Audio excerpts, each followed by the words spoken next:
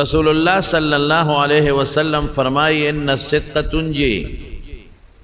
رشتیا سڑی لنجات ورکی، او دروغ یهلک دا سڑی بربادی سڑی حلاکت کے چاہیے۔ اللہ فرمائی یا ایوہ الذین آمنوا اتقوا اللہ، دمانا ویرے گئے دا تقوی غر طالبانو خبر دا تنکوں پزڑکی دمانا یر پیدا کے گورے ویرے گئے زمانہ زبدن تپوس کوما وکونو مع الصادقین او رشتونو خلق سرناس تپاستو کے دروغجنو سرناس تپاستا مکوے کہ دروغجنو سرناس تپاستا کے پا دروغ بدی راوارے دنیا دن بربادش و خیرتا او که رشتیاوے رشتونو سرکینے